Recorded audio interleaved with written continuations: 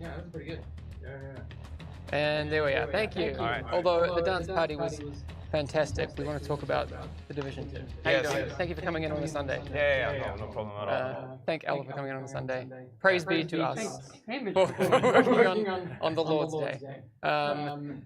So we had Frederick yesterday here to talk about a lot of weaponry, and we went through talents a little bit, but there are some gaps in our knowledge when it comes to gear, Yes. certainly in mine, because it's deep. It goes really It deep. is. And I think the first thing that people come to is at least the perception that when they're looking at the beta, these are gear sets, but they're gear brands. Can you clear up a little bit about the difference between the two? Yeah. So the gear brands, if you played Division 1, you'll recognize how they work a little bit with, you equip them to unlock things based on the number of slots you have equipped. But the difference here is that a gear brand, they come in early in the game, so it's not an endgame thing. And the bonuses you unlock, they're not necessarily progressively getting better. But rather that, maybe you want a 2-piece bonus, then you need to equip 2 pieces from that brand to unlock it. Yeah. But you can also be fine with just having a 1-piece bonus or the 3-piece if you'd like. And then the rest of the item, the brands have like a little bit of different profiles, where some brands want to have more defensive stats or prefer to have mod slots over talents. But generally, they're kind of the same. So it's an attribute, a top-level attribute of the item that will help when you look at the loot on the ground to decide, oh, do I want this? Oh, yeah, well, it's the brand I'm currently collecting, or the opposite. No, I'm actually not at all interested in this brand, and then you can recycle it in some way. Okay, so when we're talking about these gear brands and stuff, is that more focused on the 1 to 30 experience? Or how relevant are gear brands going to be for me once I have started collecting gear sets? So I think they're going to be relevant. If you're collecting a gear set, then of course you won't be able to equip any brand pieces, because if you want 5 or 6 pieces of the gear set, then well you only have so many knees to pad. Speak for yourself. However, I think what we're going for is we want it to be viable to have an orange build in endgame, so a brand-based build rather than a gear set, because the gear sets aren't necessarily better, but they're doing something else. They're different. Okay. So once you hit endgame, you're going to have these 2 avenues that you can play around with the normal gear that's in orange or in high end, or with the gear sets that are more specialized and caters more to a specific playstyle. Okay. All right. Are there any other considerations we need to take into account when we're talking about brand sets? Because obviously, we'll talk more about it in depth soon, because I want to talk about crafting and recal. Yeah. Are there things that I can recal from brand sets and put them elsewhere?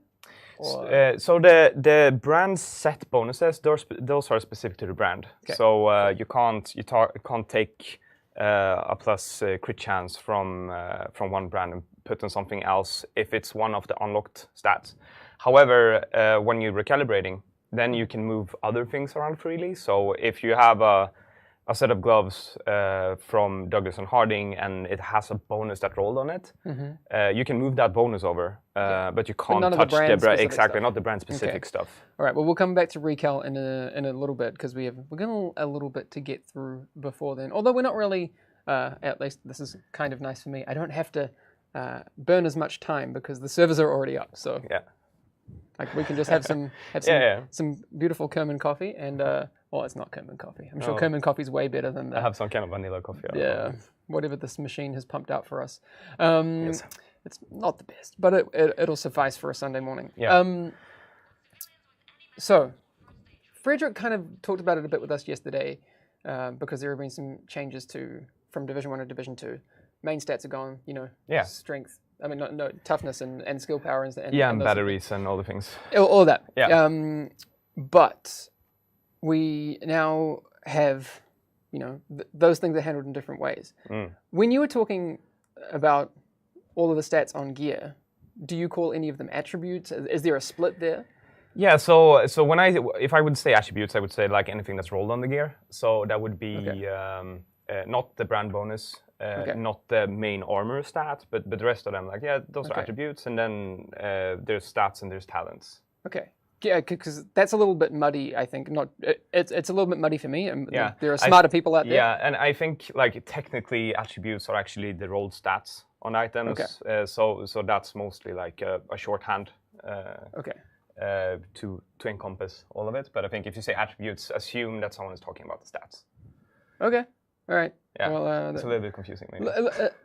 A little bit. So, some things that what would you define as attributes and not attributes? Are there any examples that you can give? Yeah, I would say that the mod slots aren't attributes. No. And the brand bonus, they're not attributes. Okay. For instance. So, but there are other things that some like things that people have been seeing popping up, like hazard protection and that sort of stuff. Yeah, that would be an attribute for sure. Okay, but it's not a stat. It is, because it has a value next to it, so you'll get like a couple of percentage points worth of hazard protection, and that would be an attribute. Okay, because I heard Tinks and Remy and Sage, actually, I think it was and Cat Claus was on the episode of Bombshell Jackets when they were talking about it. Do you know what hazard protection applies to? This probably isn't maybe part of your job, but in terms of what hazard protection will affect?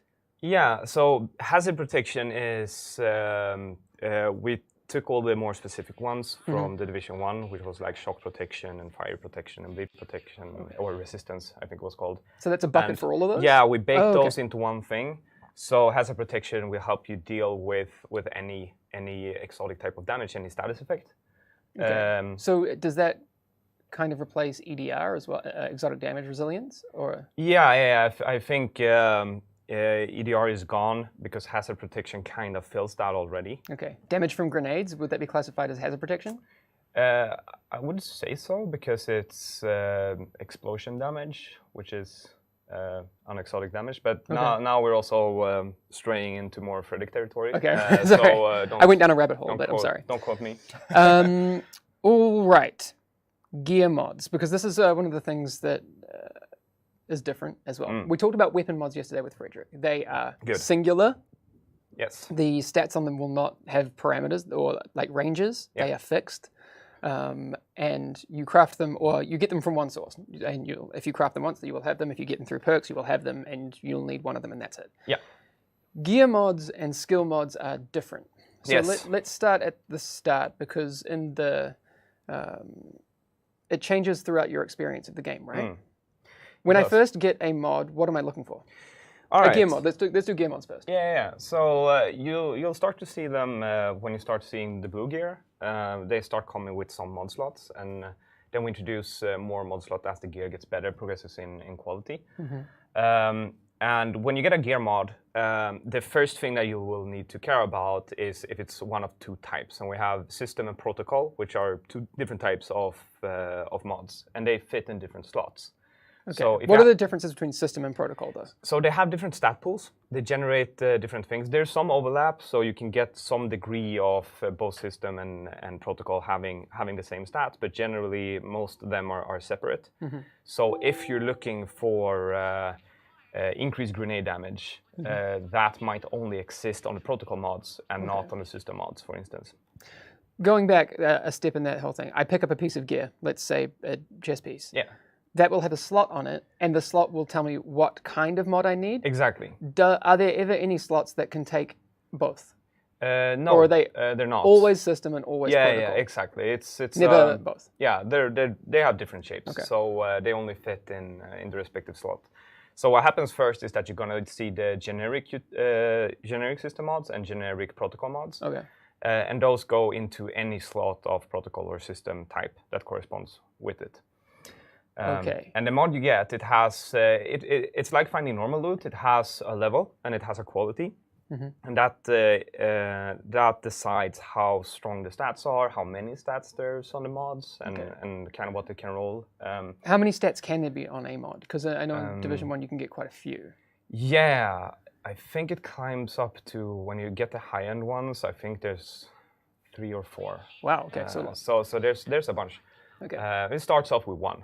Okay. Can we show it, or is it? Do we just have we can show it. I think It depends on what gear we have on the character, but we might have a slot at least. I don't think we have any mods, but we can check. All right. Just before we jump into that, because we'll show this all again in just a second. I want to make sure that I understand the basics before we get there. So you have system and protocol mods that fit into any type of slots, and as you progress, system and protocol will get subtypes of each of those. Exactly. Trees, so what happens is when you start getting the orange, the high-end gear mods, then the system and protocol mods they also have a subtype. So up until purple, you see the generic ones that fit in any slot. But when you start seeing the high-end ones, they're really, really strong. But the kind of drawback to that is that now they come in, for instance, utility system mod, for instance. Okay. And then that will only fit in a system mod socket that has a utility subtype to it. So they get even more granular. Yes. To what they so require. it becomes harder to equip them. You can't really equip them all over the place anymore. But what you get out of that instead is that you get more stats and more power out of the mods in questions. Okay. So when you're making builds, you want to when you approach the end game, you want to look at so what types of mod slots do I have here to a further extent, and what types of stats do I need from mods to help me with the playstyle I'm going for? The first question that pops into my mind is, let's say I have a gear set that I really want. Yeah. And I want to min-max that one to the ends of the earth. When I get that chess piece for that gear set and it has, let's say, for example, 2 mod slots. Yeah. Will it always roll with the same mod slot requirements? Are those predefined or are those randomized? Those are predefined. So any gear piece has a predefined set of sockets it will have, and that won't change. Which also ties into if you're looking for a certain brand, for instance, and you want to have utility mods, a backpack from that brand might have offense slots, whereas another backpack might have utility slots. And it's like, okay, then I want the second backpack of this brand. So within brands and between brands, it varies. That makes sense for brands, but gear sets, will they ever have slot overlaps? Not slot overlaps. It is slots, not gear slots. Not mod slots, but that gear piece. Will it ever have, for example, like you said, for the brands, have 2 backpacks? But I don't imagine gear sets have the same. No, they have one item. One of each piece. Yeah. Right. And that's also one of the balancing factors that we can use. Is that so this particular gear set is really good for a defensive playstyle, for instance. Then we can also either lean into that by increasing the number of defense mod slots on it, or if we notice that it's becoming a little bit too powerful, we can change that to be more about utility slots, or if we want to buff the damage output, we can add offense slots. Okay. So then you as a player can go in and customize that to equip the mods with the stats of that category that will cater more to your style. Yeah, so again, hypothetically, this would potentially mean that, let's say there was a gear set focused towards the fantasy of being an elite sniper, right? It wouldn't make sense that we have randomized mod slots, because why would you ever want to play a tanky sniper type thing, right? Yeah, and that's the trade-off that's a bit of a waste style. There would be a waste of a mod slot, and the RNG would kind of just be like, yeah. ugh. Yeah, exactly. Right. Yeah, and then it would be frustrating to keep getting that piece with the wrong slots. Yeah. So then you would either see offense slots for damage output or utility ones to be able to equip stabilizing and accuracy mods. All right, chat, are you ready to see some behind the scenes? Uh-oh. What? Are we ready? Can we? Oh no! Oh, we went AFK too long in the build, but we have an internal build that we have put some custom commands into, so Rasmus can give you a demo of the crafting station. Yeah. This has never been shown before in this level of detail, so I'm pretty excited about that. So hopefully no one gets mad at us for showing these things, and we still have jobs on Monday. But I'm pretty sure if chat is excited about it and you like what we show you, then we will still have jobs. Yeah. Yes. I mean, exciting. Worst case scenario, I can just nerd out over a feature I've been working on. No, and you should. That's cool. I mean, while we're waiting to get in there, what were some of the key, I guess, things that you wanted to change from your previous experience designing these features. What was your key, I guess, philosophical goal for crafting? What did you want to happen? So we wanted to give it a little bit more of an identity of its own, because we felt that with the Division 1, the crafting system had a little bit of overlap with the vendors, but you could like go and re-roll it at will instead of waiting for the vendor reset. Yes. And we also wanted to like increase quality of life and reduce a lot of like unnecessary things, like the blueprints, for instance. You would have to reacquire them at every level, at every gear score, at every quality, and that meant that if we gave you a really strong blueprint in the campaign from side missions, that would be super cool for like 2 levels, and then it would just fall off and become useless. Waste of space as well. Yeah. So we wanted to move away from that, and instead make it so that if you actually get a blueprint, that would be good for you and something that you, no matter when you get it, it will be something that's useful, and it will grow with you along the way. That's cool. Yeah. Are there any particular ones you're excited about? Oh, are there any ones that are unique to crafting? Yes. Ooh, I didn't know this. There Sorry, are. spoilers. Yeah. I don't know if we're allowed to go down that rabbit hole. But, no, we shouldn't, but there's some cool stuff, especially in Endgame, that will kick in that's crafting exclusive. And yeah, I'm really excited to see people play around with that, because I had a lot of fun working with those particular parts. Cool. Actually, Trick told me some stuff about, I think it's some of those ones that sound new and exciting. Yes. Kind of not something that people have experienced in the Division before. Yeah, exactly. It's new for the Division for sure. That's cool, because I mean, I know there's been a lot of trailers and streams and beta stuff going out recently, but there are still things that people don't know about the game. A lot of things that people don't know about the game. Yeah. Myself included. Yeah, same. But especially myself. Yeah, and even you. Like you've been working on this game for a while. Which game is this again? Yes, we are ready. All right. So we're going to see if this works. This controller, while it will have input latency because it's going between a bunch of different things, we should be able to control it from here. Yeah. All right, here we go. Here I am. Okay. All right, cool. So this is our character. It's a level 2 with gray gear. But we've made a bunch of console commands here to unlock our crafting station. We recruited Inaya here, our staff member, and now we have the bench unlocked. And yeah, apologies for any weirdness with the controls. It's a little bit hard. Yeah. All right, cool. So what we see here is the landing page of the crafting station, and this is kind of how it will look like when you unlock it for the first time.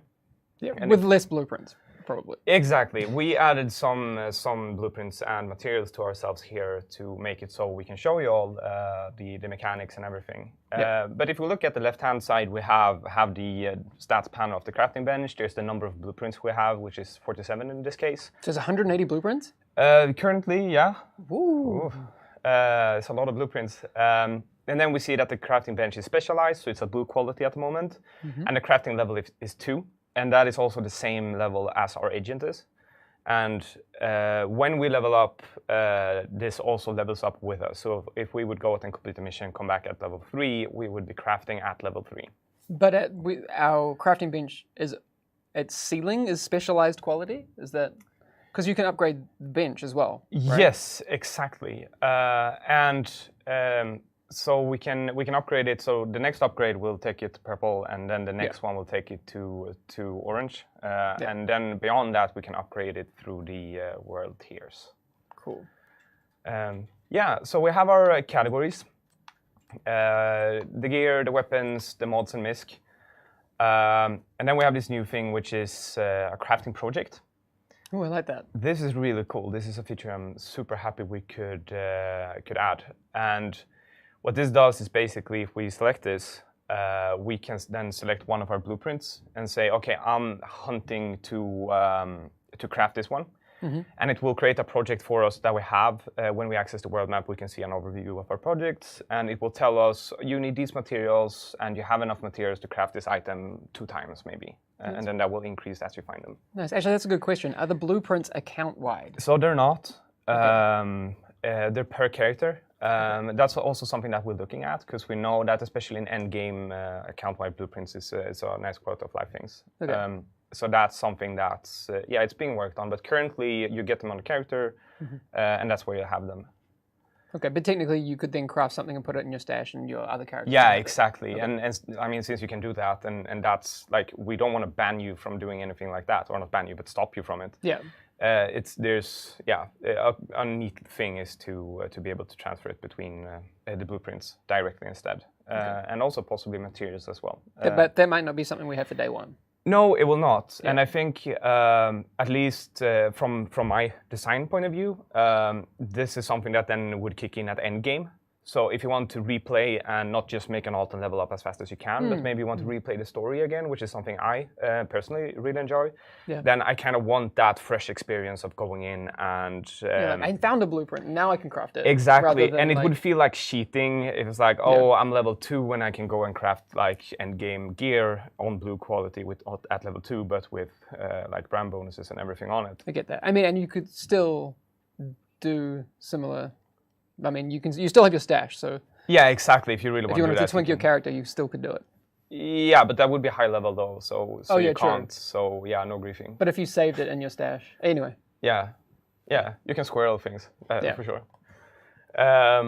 All right, so if we look at our categories here, we can go into the weapons. I realized also that we forgot to spawn credits, so we can only craft a couple of things, and then we would need to add that. Okay, well, we could always like toggle off the screen and go give ourselves some credits. Yeah. At some point. So what we have here is our guns, and on our left-hand side we see the different categories, and we can navigate between them like so.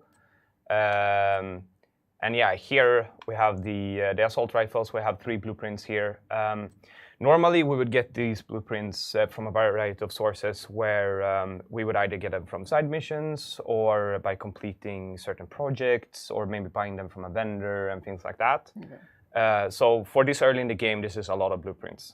This is something that kind of grows with you. So on that, what you're just saying now is these are all from activities and they have a dedicated source. Are there any that are just in the loot pool and you may or may not get from drops? So that's definitely something that we considered, but for the campaign, we actually said that, okay, so we could do that, and it would be cool to find a random knee-pad blueprint from just shooting an enemy.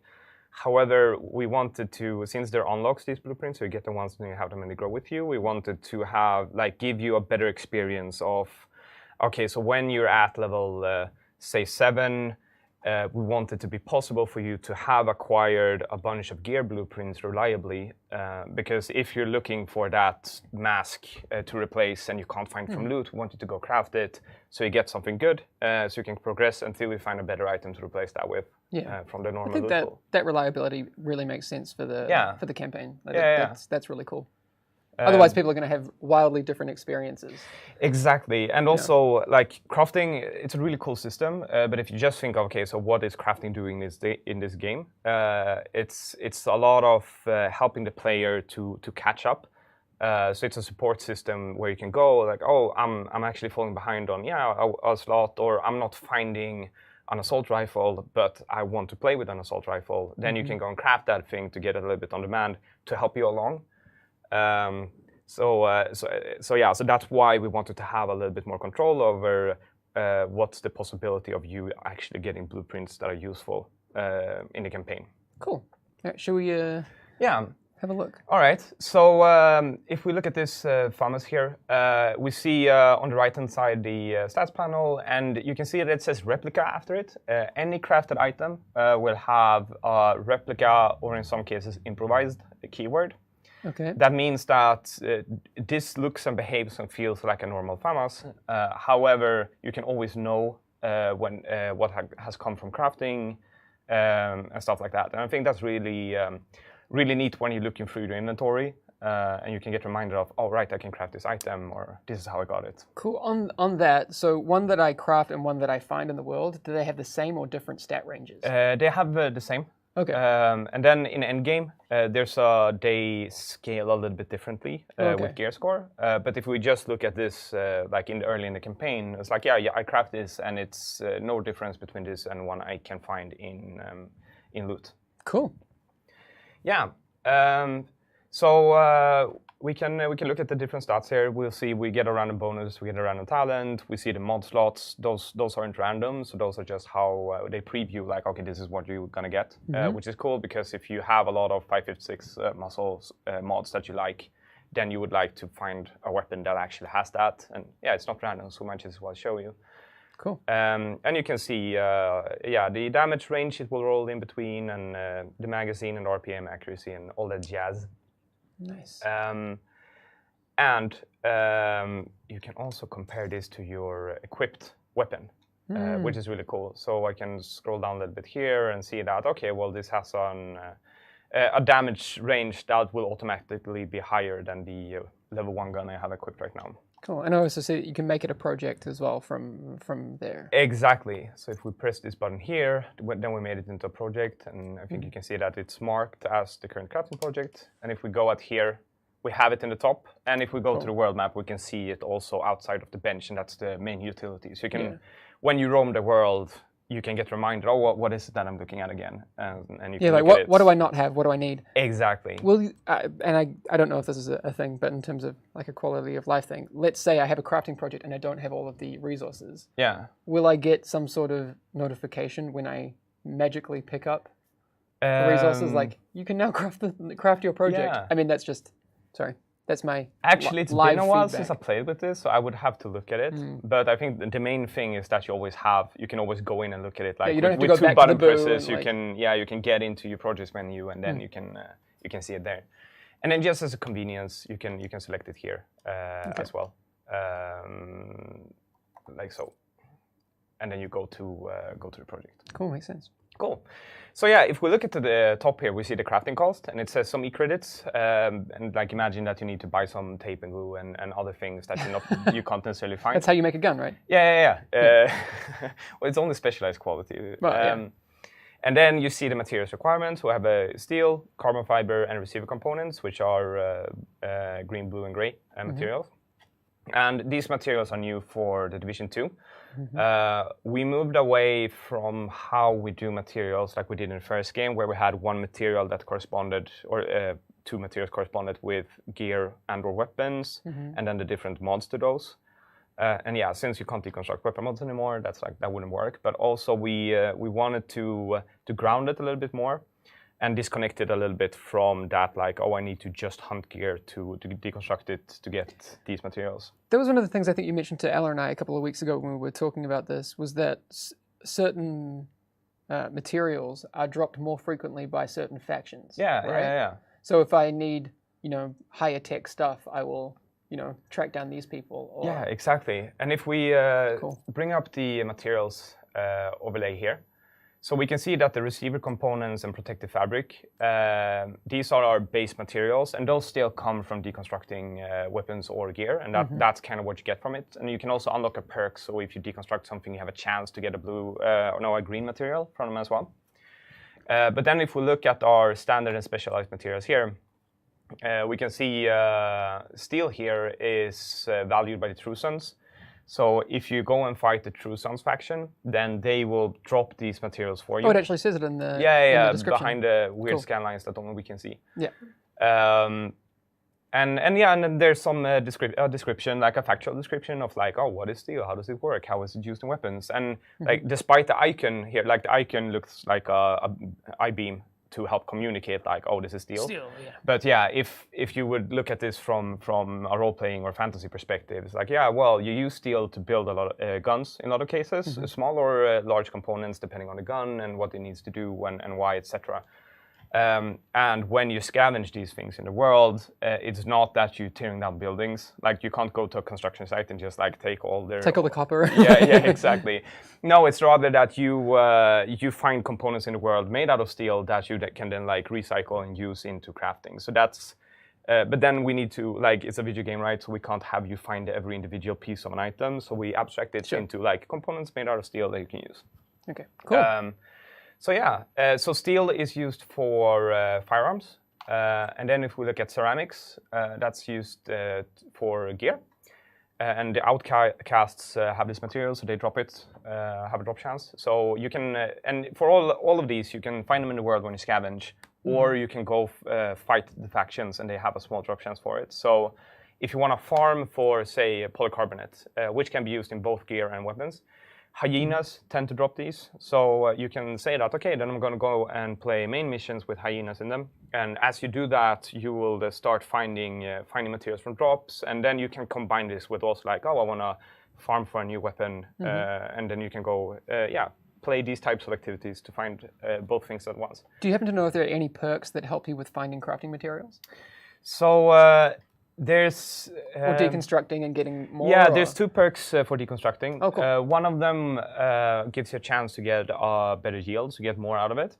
That's and cool. the other perk is that, okay, you have a chance to get one of the green materials when you deconstruct, not just the gray ones over here. There are no vendors that sell crafting materials. No, they're not. Right? Okay. However, you can either fight the factions, or scavenging in the world is a great way to find it. Like you just go off the beaten path and then loot some backpacks that's scattered about, and you'll find a great deal of materials that you can use. All right.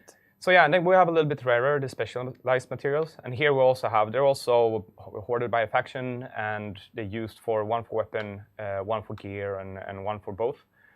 And then we go into superior materials, which we have the printer filament, and this you get from deconstructing mods for gear and for skills.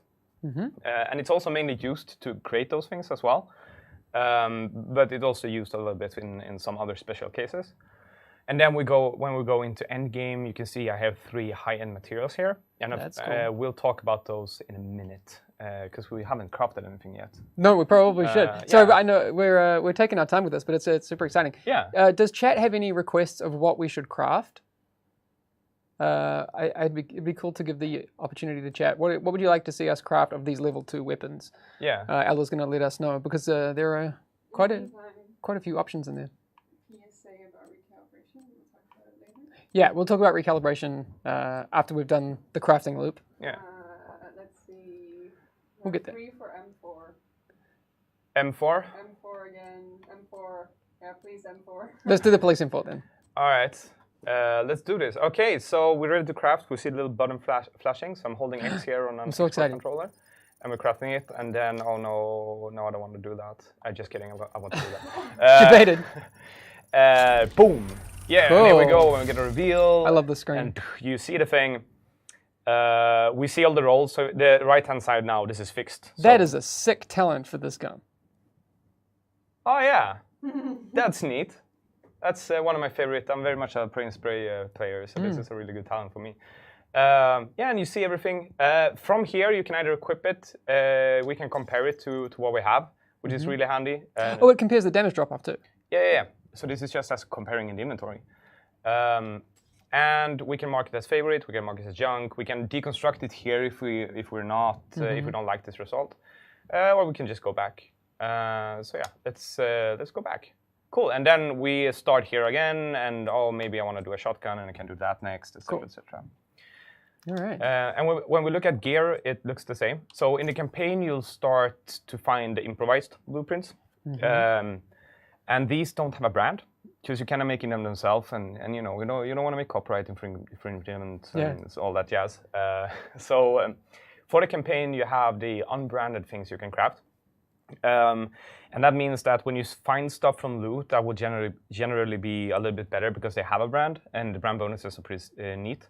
However, crafting grows a little bit faster than loot, so you can craft blue items a little bit before you start seeing them frequently in drops. So you can get that power spike before you would. Yeah, and then same when you go up onto purple. Like you'll see a couple of purple items dropping, but you can get it reliably from crafting a little bit before you get it reliably from loot. And the same with high end. But so then, don't sleep on crafting if you. Yeah, that's cool. But the drawback here is then you lose out on the brand bonuses, and that also makes it so when you find an item in the world, that can be better, and you can replace it. So you're getting the best of 2 worlds. You both craft good stuff, and you find good stuff and equip it, and that's fun because it's a loot game, right? But you don't have brand bonuses on weapons, so there's really no drawback to hitting those power spikes earlier with weapons. So the campaign blueprints for weapons, you get the more like standard ones.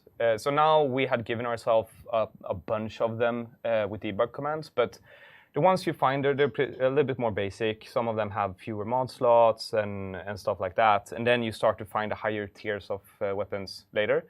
They're not necessarily like stronger or have more bonuses or anything, but like they're different flavors, right? Cool. All right.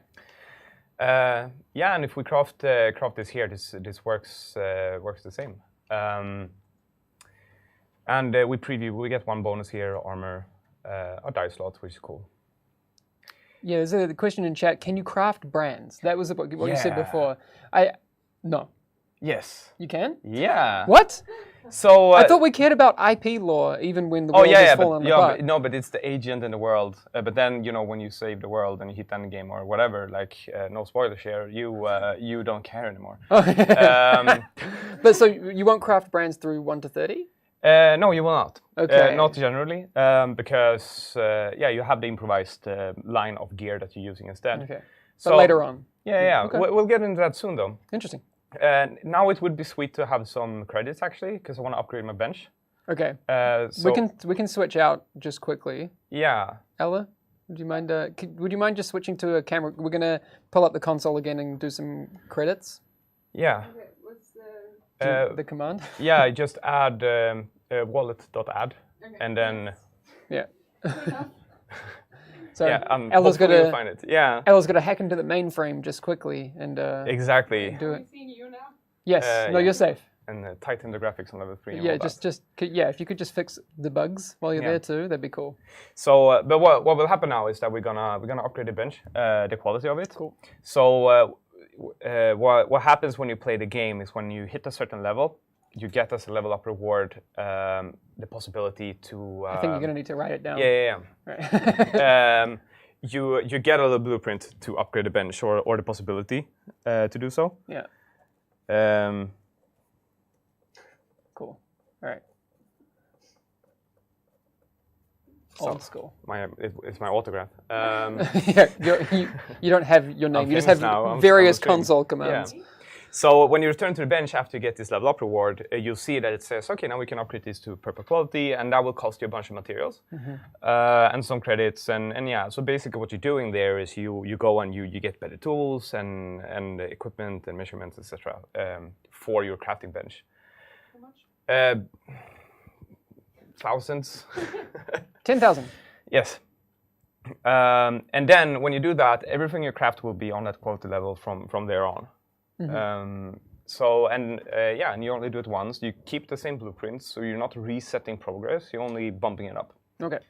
And Cool. I think we'll show that now. Yeah, we can pop back to the game. Cool. So now we have a bunch of credits. We're rich. We see it flashes here. It says upgrade bench, please. And on the left-hand side, we can just where the cursor is actually, we can see that the next upgrade is going to be purple, and it will cost us a bunch of resources. Okay. I think that's cool. So we can do that.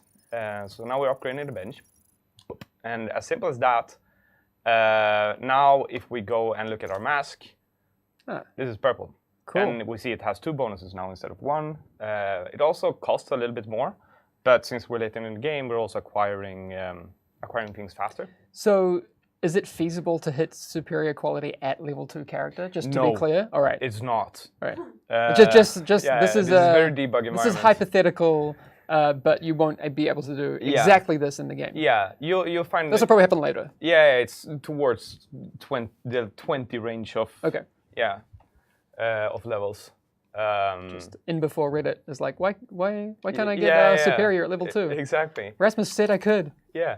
So if we look at the chess piece here, we see that we get one of those mod slots as well. Cool. So I think we can craft one of these just to see how it would look.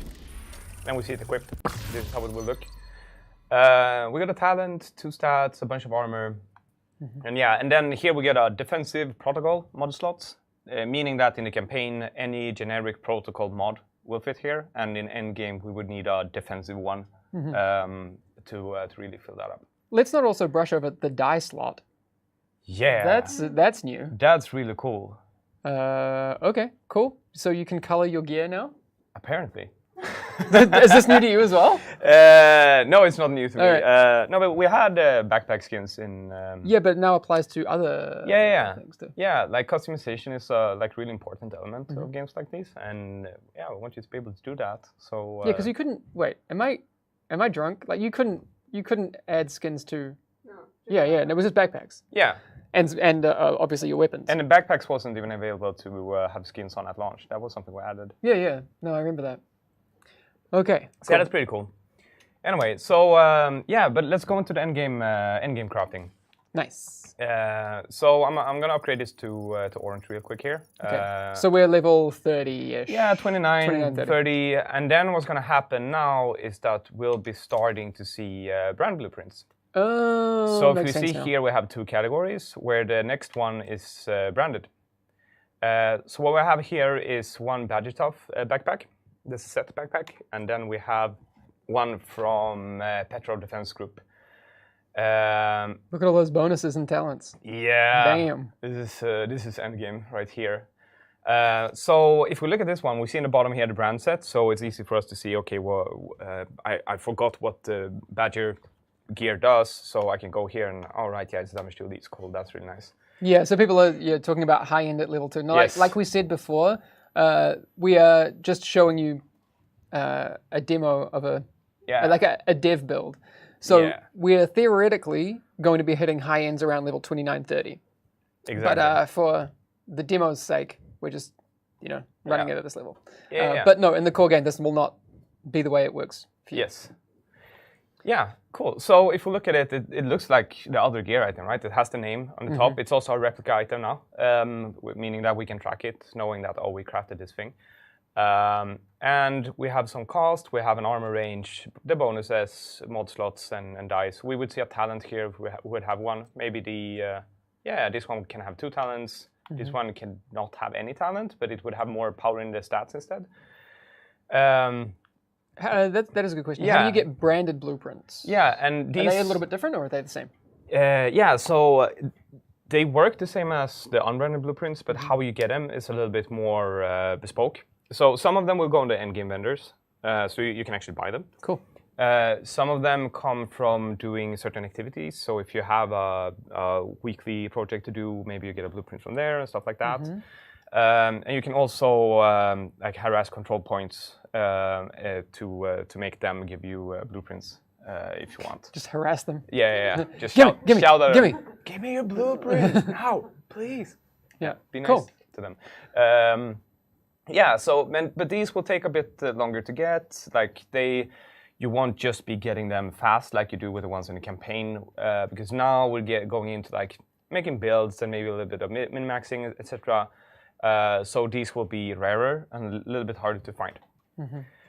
So this is a question, and I think we kind of went through this a little bit before. If you're just tuning in, we did a little bit of a rundown of the quality of crafting materials. I'm assuming that the higher quality ones are things that you'll start finding in the end game, right? Yes. You're not going to find high-end crafting materials at level 2. No, you won't. However, when you craft high-end items, you'll still use like the whole range of materials. So if we look at this one here, it uses protective fabric, the gray base one, and electronics and ceramics, which are blue and green. So all the different qualities. And then you do have the high-end requirement of the textile fur. Exactly. And then we get into the high-end materials. They are brand materials, and we can have a look at them here.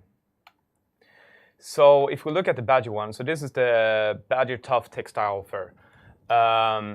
And this crafting material is specifically used for making Badgertough items.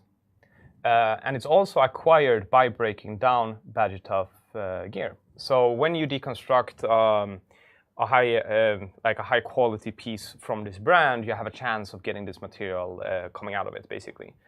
I love the description. Can you just not actual fur. No animal products have been used in this product. It is this is the best. It is unclear if this message is noticed by consumers. Yes. Yeah. Nice. I wrote this, and then Narrative looked at it, and they said okay, and I'm very happy with this. Thanks, Narrative. We added a lot of like flavor into Yeah. crafting and into gear as well, like with how they're named and everything. But like you're just looking at crafting, all of the components have different descriptions, and this is a mix of oh, this is how you find and use them in the game, and this is how it behaves in the real world, and also here are some fun facts about things. All right, now I can tweet at Peter and be like, vegan crafting confirmed. Yeah, exactly. Yeah, we wouldn't want to. We considered having leather as material for a while, but we actually didn't. All right, so you can learn something in here. So for all the materials but the brand materials, like these are actually based on facts, which I think is really cool. Yeah. Then the brand materials, these only exist within Division 2, right? So these are a little bit more made up, maybe, but still part of the game and its flavor. So yeah, I love this. I had a lot of fun making these, and together with narrative, going through them and making sure that they're all good. That is a good question. So is there any drop chance for the branded materials? So you won't get it from drops when killing enemies. Okay.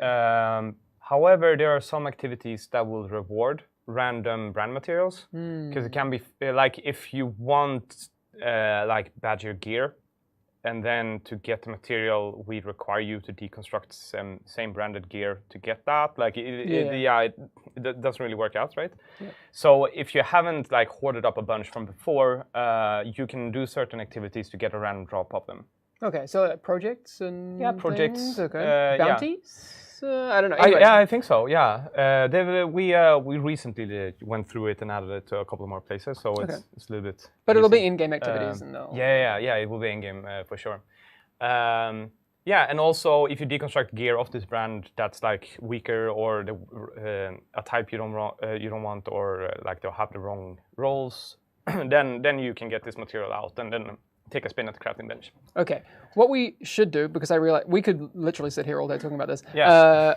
We want to get onto recalibration before we have to send you back out into the world. Because super high level. Yeah. We're not going to take much time. I'm thinking like 10 minutes on recal, and then we'll head off. Yeah. Let's just do it all. Yeah, I just want to show you live. one last thing here first. So, weapon mods. You can craft a whole deal of them. Yes. And you see the attributes on the right-hand side. You see exactly what they are because these are not random, right? Yep. So if I were to craft this low reflex sight here, I did that. Cool. Thank you. Oh, accidentally exited. If we go into the category again, it's done, right? It's done. Yeah. So you see, it's marked here, and it's a little bit grayed out because this is a one-time blueprint, basically. Yeah. You can't craft it again. Exactly, and it's also sorted to the bottom of the category, so you don't have to like wade through them and miss them, etc. Cool. So for weapon mods, that's the case. However, if we look at skill mods here, these are actually generated randomly. So if I would craft this unknown post mod here, we spend a bunch of materials, including the printer filament, the purple one, to spin the wheel. And then we get a mod for this skill, but we have less control over exactly where it fits. Yeah. Keep in mind, everyone, another reminder, this is a development build. Yes. So there are things that are not being displayed, and there's also, you will not get high ends at level 2. Yeah. We have just tinkered around with it for, argument's sake, to be able to show you a few things. Exactly. Yeah, so I think that's what we can show you now. And then there's some... Just quickly, you can upgrade your bench beyond high end? Yeah, so when you hit the end game, you can upgrade it into the gear score ranges. Right, like... And then for when you progress through the world tiers, you can keep the bench with you, but then like you need to upgrade it because the character stops leveling up, so it won't just be automatic. So it's treated like upgrading it quality-wise. All right, we'll leave it there. Let's move on to Recal. Yes. Can we show it? Or should we just talk about it? Yeah, let's talk about it because we haven't unlocked it here. And we would need to sign some papers. And all right. Well, that's all of the dev build we'll be showing today. Yeah. But again, disclaimer: it is a dev build. That isn't exactly the way you will experience it in the game, but a good indication of how that whole crafting loop works. And there's a lot of things we didn't show as well, especially like the end game crafting stuff. And I'm super excited to see people engage with that because that's going to be really cool. Awesome. All right. Well, so Recal, what were your main points you wanted to get across in this new system? Because in the Division 1, there was recalibration and optimization and crafting and that whole thing. Yeah, exactly. What did you want to achieve with Recal? All right. So with Recal, one thing that we wanted to approach was that it was very random. and you went in and just re-rolled until you got what you got. And having that type of like output randomness, as it's called, is not necessarily fun, because you just you press the button, it randomizes, you see the results, you select one if you want to redo it again. So, but it still has to be a random system, because if we would make a system that would just be, oh, you can go and just select a stat, and oh, this is what I want it to be maxed out, then like It's not a game anymore. No, you undercut the whole game, and yeah, that's not really what this is about. So we took an approach with what's called input randomness instead, where we make sure that you, in a random way, you find what you need. And then you can use that to predictably get what you want. Yeah, I think what's cool about this is that it actually gives value to every drop now. So Yeah. let's say I'm out in the world and I get, you know, I'm mostly kitted out in high ends. Yeah. Or guess it, and then I find a purple piece of gear. Yeah. But it has a 6 stat on it. Yeah. And I wish that I could put it on my Exactly. high end or whatever. Yeah. I can now do that. Yeah, you can use that to transfer it. So we can explain the mechanic real quick, just to everyone who hasn't followed when we talked about this on the live stream for the closed beta.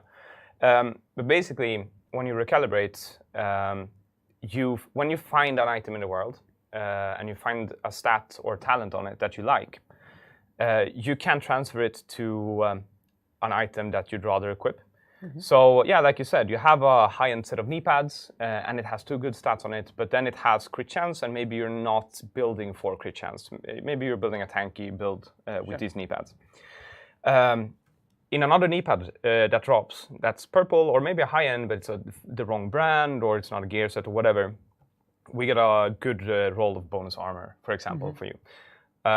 And then what you can do then is to use that roll of bonus armor to overwrite the crit chance on the knee pads that you actually want to have, and change it to be an armor roll by moving, using the stat from the trash item you found and like putting that into the item that you actually want, and then you customized it. So now we have that defensive armor stat rather than the crit chance that was useless to the build you were making.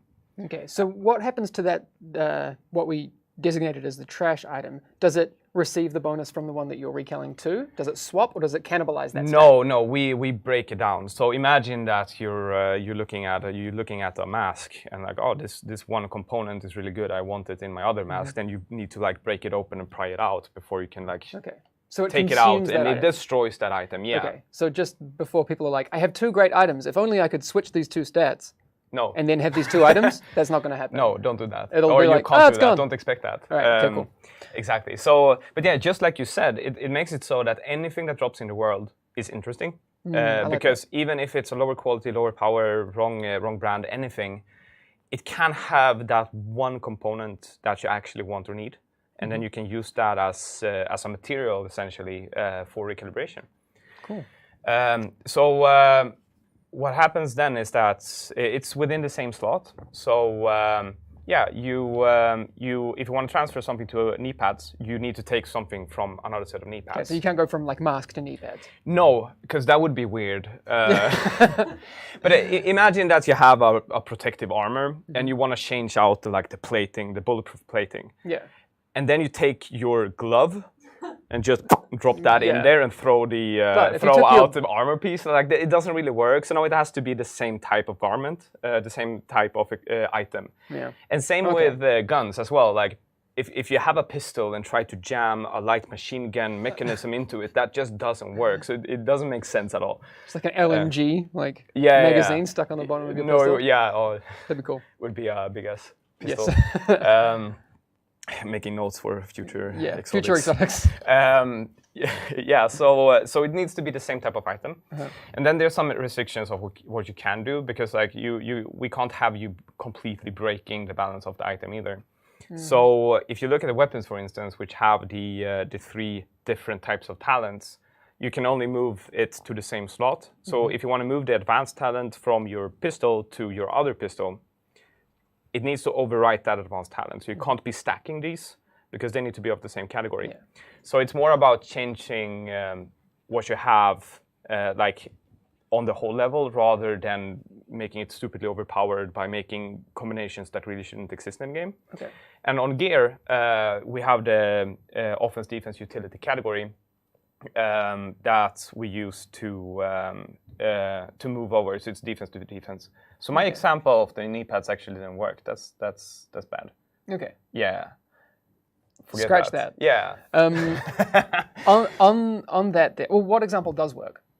So what would work is that, okay, you're not building for crit chance, and you find a roll of weapon damage. Then those are offense stats. Then you can replace your crit chance with your weapon damage because you have a more like on-hit type of build. Cool, got it. So yeah. Also, if I have a piece of, armor or something that I have applied a recalibration to, that specific stat will be able to be recaled in the future, but the other ones will be locked. Exactly. You can recalibrate one thing, and then you can recalibrate that how many times you want. Like, that's there's similar to no the first. limit. Yeah. But you can't recalibrate everything. It's Same with talents, right? Yes, exactly. But if you swap out a talent and you feel like, oh, this wasn't really for me, or maybe like further down the line you want to redefine your playstyle a bit, you can swap the talent out again without like losing the whole item, because that's a bit unfair if it's your favorite pistol. Then. Nice. Yeah. This is a cool question. Is the stat scale to the level of the item I transfer it to? E.g., if I find like a purple item that has, let's say, 5% weapon damage, and that's the maximum on that piece of gear, and then if the high end can have 7%, will it be 5% from the item, like a direct copy and paste, or will it scale to be the maximum for the destination? So I think what you see on the trash item, like the item that you want to take something from and move, that is like the possibility. So if you see 5% crit chance on knee pads that you don't want, if you transfer it, it can maximum only ever be 5% crit chance. But then, however, there's some stuff that's happening, especially in endgame, with how the stat is transferred. So if an item starts to grow in power, that stat will not necessarily look the same from what it was in the beginning to what it was on the other side. And each item in endgame also has a cap of like how much it can grow. So if you have a, just example, gear score 200 item, I don't know if that's a valid number, but imagine we have one. Then that can only climb with 15 gear score. And then after that, you can't increase the power anymore because this was the potential of this item, and you need to find something with a higher base gear score to make that grow, to make it even stronger. That makes sense. Yeah, so because we don't want to undercut your progression through endgame, and we don't want to make it so you can just go in and stupidly overpower an item just like that. So yeah, when you find an item that's good, you can make it a little bit better, and then when you find an item that's even better, you can make that a little bit better without necessarily having to hold on to that old one. I like this. Ella's just having to us. This div is really great to listen to. I agree. I'm having a great time. I love the sound of my own voice as well. So like we can be here all day. It's fine. Unfortunately, we will have to move on. Peter has just arrived to. You can talk a little bit longer. Yeah, it's a little bit of my food. Okay. Cool. Can you sit in that chair? We do need to get to the next phase of the stream. We are over time. We did say we would attempt to end this at 12. I'm not in a rush personally, but we'll give Peter 5 more minutes. Are there any more questions from chat you want us to get to? The thing is, you've been so concise that I think we've done a pretty good job. Yeah, most of it. One thing we can talk about with the brands though, which is a little bit less of just the static talented part and more like, okay, so what's gear brands that I think is really cool is that, so every gear brand in the game have a little bit of backstory. It has a country of origin, and there's a lore snippet about them, like what they are, etc. And that narrative design created when they were setting up these brands. And I think that's really, really cool, because what that did was that when we designed the items and crafting materials and what bonuses they should have and everything around them, we actually looked a lot on like, okay, so what brand is this? What can it do and how does it behave? And like, where is it from and stuff like that to set up really cool like tie-ins to how that works. So. That's cool. For example, when I was making all the items, I spent some time to create different names for them that are like correlating to the brand. And then we of course worked with narrative design as well to make sure that it all fits. And like huge thanks to Noel and Lauren for helping out with that. But if you look at a particular brand, they name things, their line of products in a certain way. And that's why you can have some of them that has quotation marks around certain parts of the names. Some of them don't. And some of them are named after things. Some of them just have names described in the products or a mix. Okay. I think that's really cool because that doesn't really change the game, but it adds a lot of flavor and a lot of like narrative texture to the items in the game as well. So they're not just random things with random names. They're actually each of them is uniquely made to fit with this item, and some gameplay stuff as well. Like a certain brand actually wants to generate more stats than talents. So you might see fewer talents on them, but have an extra stat, for instance. And then if you're a player that rather have more power in certain stats, you can go look for that item or that brand of items, for instance. With and we haven't really talked about gear sets, and we won't. But this is just a question from me. Gear sets ever falling within that brand narrative, like as like a like the equivalent of like you have like your Air Jordans. Right, but then you have like your limited edition run Air Jordans. Is that what? Are there any gear sets that are like that? That's a possibility for sure. But they like all the gear sets also exist in the world, right? So like and they functionally work similar to how the brands work, and there's some cool tie-ins, but they also have a narrative context and story and naming and everything that goes in line with the gear set. Yeah, Von Hellman's talking about the negative stats on weapon mods. Yes, those have been toned down a lot since the private beta. If you have additional feedback on that, keep it coming. So we get a question here, will replacement be the only option, or does optimization exist like the first game to bring all stats to max level? So no, we won't have that at launch, that you can just like keep jamming resources into an item to just max it out. But you have a baby version of it in Recalibration because you can actually increase the gear score. So you will get a power increase like that. But it won't be that you max out everything and all the stats and all the armor and everything. But rather a small piece of it, so one individual component. Cool. When is this game still being launched? What? Is it just just a bad clone of the first game? When is it being launched? The 15th, unless you have access on the 12th. Is it just a bad clone of the first game? No. You haven't copied and pasted everything from the first game, right? No, quite the opposite. Yeah. I've set up a lot of data. I made so many files, and none of them is from the first game. Right. Why do you look so... Rasmus is going to come and punch you. He's gonna... There are hundreds, if not thousands, of things that I've done. Yes. No, it's not at all. Like we wanted to make a sequel, a proper sequel. We did it. Yeah, I think so too. Yeah. Good job, man. Good job. I know I understand when people see what's in front of them on the screen. It looks, in some ways, very similar to the Division 1, and I'm glad it does. Yeah, because it's a sequel. It's a sequel. Yeah. But in speaking with Frederick yesterday, there are things also. Look, it's not wrong of you to not understand that certain things have been completely built from the ground up. That's not something that you should know. But the UI being built from the ground up, not just in terms of the design, but in terms of the systems behind it that drive the UI. So there's better performance, completely rebuilt. Yeah. The way that recoil, for example, like Frederick was saying yesterday, all of that's new. Yeah, it's rebalanced. And the gear as well. Also, Gabe is sharing me on. Thanks, Gabe. Love you. So yeah, exactly. And if we just look at the crafting interface, for instance, it's a menu where you craft things. So that's kind of the same. However, how it works is completely different because we scale it with you. We have different blueprints and like the whole philosophy around materials and everything is completely new. And it's mechanically, it spits out an item in the end, and it's named crafting. And it was like that in the first game as well. But if we would have copy and pasted it, it wouldn't have improved and it wouldn't have changed. And I think that the crafting system is really a new system rather than just building on the old. And then the nature of our game makes it so that some things are similar. It spits out an item in the end because that is the game. But yeah, it's we really had a strong hard look on so what we want to keep, what we want to change, what we want to improve, or maybe scrap on almost every aspect of the game. All right. Don't make Rasmus mad. He's coming for you. No, I'm really timid.